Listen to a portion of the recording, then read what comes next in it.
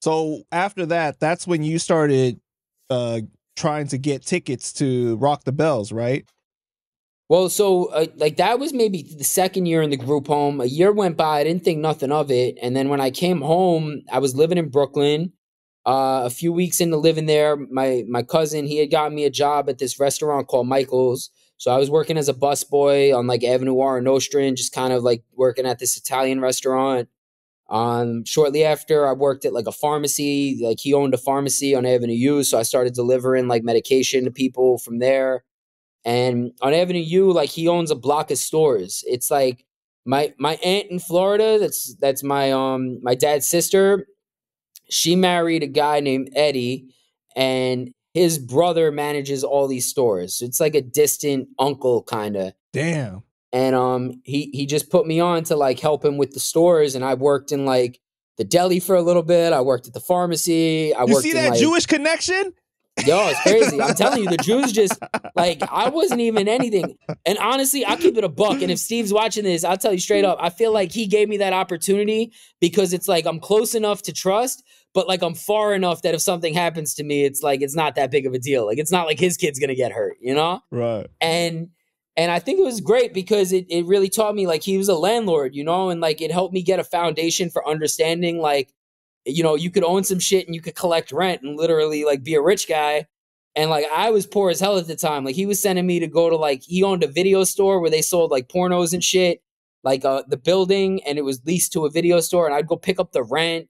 Like there, I'd go pick up the rent at like a laundromat he owned. Like I was just going and like knocking on doors and like, yo, you have the rent? And they'd be like, oh, I gotta pay him. And I'm like, what the fuck, man? Like, I'm gonna have to come back here. And it was like, I became like the guy that would just go grab the rent for him.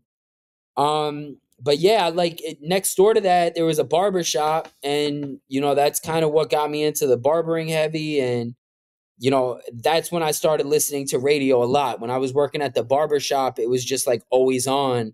And if there was an opportunity to like win tickets, I was calling. And I don't know how, bro. That's why there's some things that you just can't even explain. Bro, I won tickets to Rock the Bells 3 years in a row. Like 3 years in a row. And you can only win tickets once a year from a radio station. And literally, I won tickets to the same concert every year for 3 years straight. Like, it made no sense. That's crazy. That's like some real like divine intervention, like out in the universe type of shit, right? And people think I'm capping. I have the tickets, bro. Like I have the tickets. They say comp. They're zero, and like I'm telling you, I can't make this shit up. It's crazy. I still can't believe it. I really can't. So the first year that you win the tickets, do you meet Rosenberg there? So the first year I go, it was at Jones Beach, and I was with another cousin, my Italian cousin, whatever. He had like kind of just gotten into DJing. And he knew a guy that owned a cell phone store that had like done promo with Rock the Bells. So I won the tickets. I brought him and we just went, and we're in the crowd, and he saw this guy, and the guy was like, yeah, come backstage. And he like brought us backstage. He had like a section, and I met that year like Slick Rick and all these people. Damn. And I saw Rosenberg, but I don't think I said anything to him that year. I just like saw him hosting, and that was it. I met like M1 from Dead Prez. I met Slick Rick. I met the guys from Tribe. I met Nas that year. I saw Jay-Z and Beyonce like 5 feet away from me. I met Method Man, Redman, the whole Wu-Tang, Common. It was like a lot of old school throwback artists were there that year. Wait. See, you glossing over now, okay? You glossing over. Bro. You met Nas, which is like your idol. Right? It was, and it was crazy. But Nas played me at Rock the Bells. I met Nas. I asked him for a picture. He's like, yeah, when I get off stage. And then I never saw him again until years later when I like properly got to meet him, and like he showed me mad love. But yeah, man, Rock the Bells. I mean, I'll pull up. I'm gonna show you a picture real quick. It's crazy. I was young, bro. I was there. I met Tyga when he was like, he's just like not even rapping. He was like Big Tigger's cousin, just hanging out at Rock the Bells. Bro, look at this picture of me and Tyga in fucking 2000. Wait, he's Big Tigger's cousin? Yeah. I didn't even know that. Yeah, wow. That's why he got the name Tyga. Oh, that makes sense. Yeah, so he was there just chilling. I mean, bro, I was like, you see, I was just like a kid. Wow. You know? But it was like amazing, bro, to be at Rock the Bells and like to be able to like just meet anybody, because I was listening to all his music, and it was like just crazy to see these people in person, man. Yeah. So then like the second year, what happens then? So the second year, at that point, I had been working at the pharmacy for a while, and one of the guys at the pharmacy, he worked for a photography company on the side. So they did like events, and basically it's like if you ever went to like a wedding, they have like a booth set up, you pick a picture frame, you take a picture, they frame it Right. and they give it to you. So I was a framer for that company. I would just like put the pictures in the frame for the photographer. And it was like my job to drive up to like these places. So I had to drive to like Connecticut one night, and I'm coming home and it's like 1 a.m. and Lil Nat's on the radio, and it was like a text thing, and it was like text 75759 to win tickets to Rock the Bells. And I text it, and I'm like coming through like the bridge over there. I just get on like the Van Wyck, and my phone rings, and I pick up the phone. It's like before I even go under the thing by JFK. I'm like just getting on the Van Wyck, and I pick it up, and I'm like, hello? And she's like, it's Lil Nat from Hot 97. You want tickets to Rock the Bells? I was like, no way. I freaked out. Yeah, man. So I went that year. And at the time, I was also a barber. I had 3 jobs. I was a pharmacy. I was working at the restaurant. I was a barber.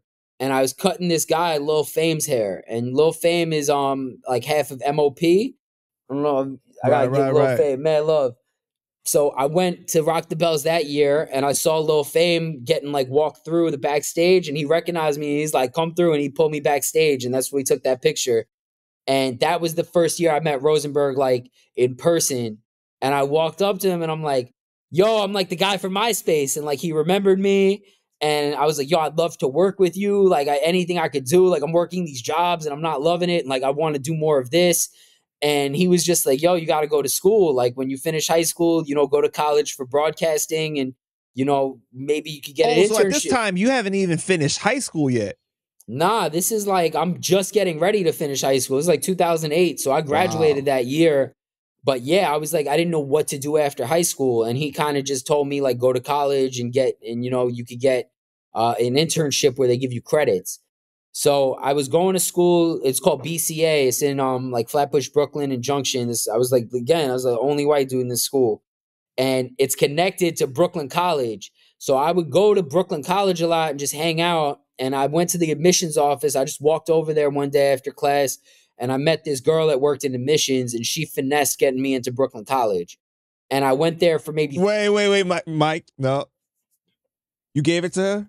Nah, not even. I think she just felt bad, bro. Because she looked at my transcripts, and I went to 5 high schools, bro. And my transcripts were fucked up. I had a year in Florida. I had a year in a Long Island high school. I went to another high school in Long Island. I went to 5 schools when all was said and done. And she looked at my transcript, and I had like a 73 average. And she's like, you can't get into Brooklyn College with a 73 average. And I was like, I went to all these fucking schools. Like, it shouldn't be 73. And whatever she did, she got me in. And I went there, and I gave up on it real quick, and I feel terrible because she really went hard to try to get me in. But I went to Brooklyn College, and I just like it wasn't for me. And I was like, fuck, man, what am I gonna do? And I was making more money doing these 3 jobs than I was going to school, and it was just costing me money, and I couldn't afford to do it, and I dropped out. And I kept working that year. I did these gigs. And, again, Rock the Bells came around, and I was at the barbershop, and I won tickets, bro. And so with year 3, I go to Hot 97, because when you win tickets from radio, you have to go to the station to pick them up from the office. And I go to Hot 97, and at the time there was 4 elevators, but only one of them went to the 7th floor. And I got in the wrong elevator with some guy, and he had a Metro PCS bag, like a paper bag, said Metro on it, whatever.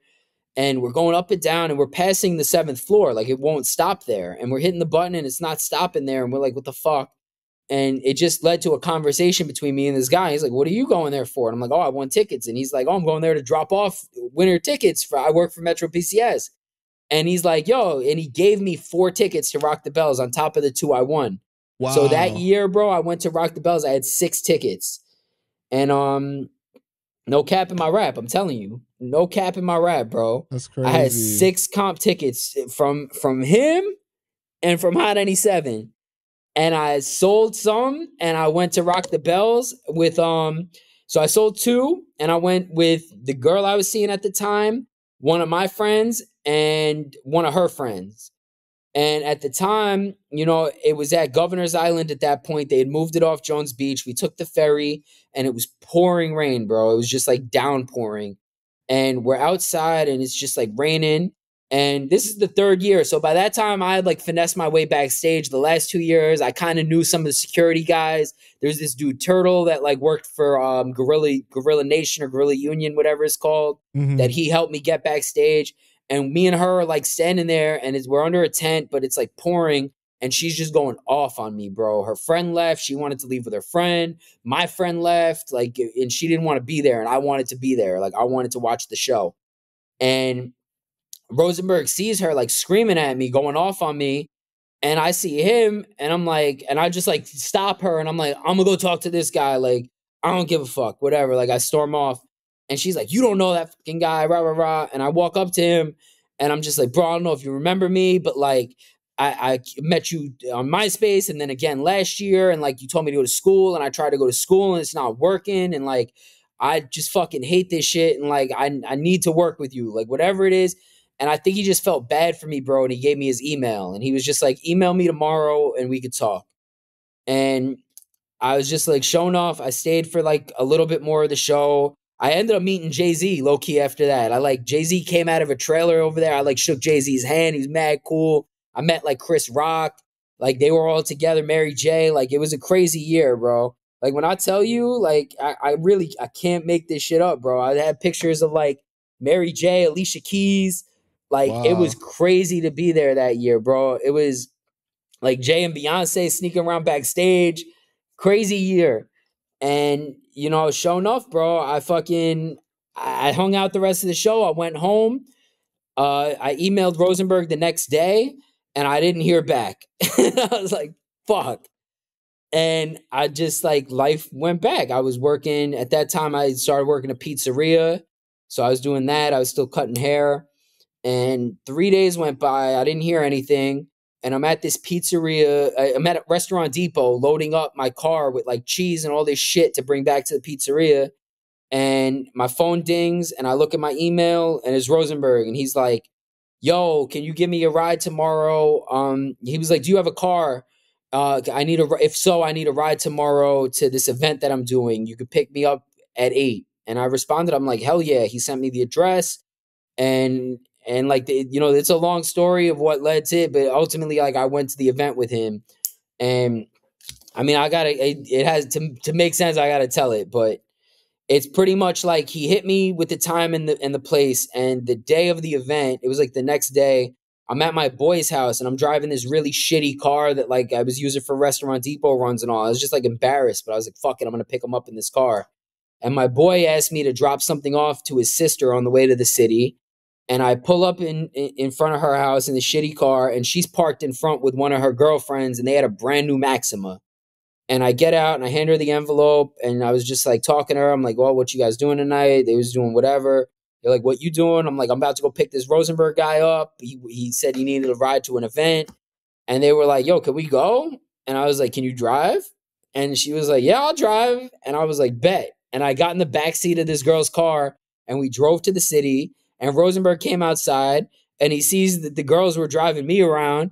And he's like, you got girls driving you around? And I'm like, yo, bro, it'd be like that sometimes. Like, you want this ride? And he's like, fuck it. And he got in and we sat in the back seat of this girl's car and drove to Santos Party House. And it was the Jay-Z Eminem after party from the Yankee Stadium show.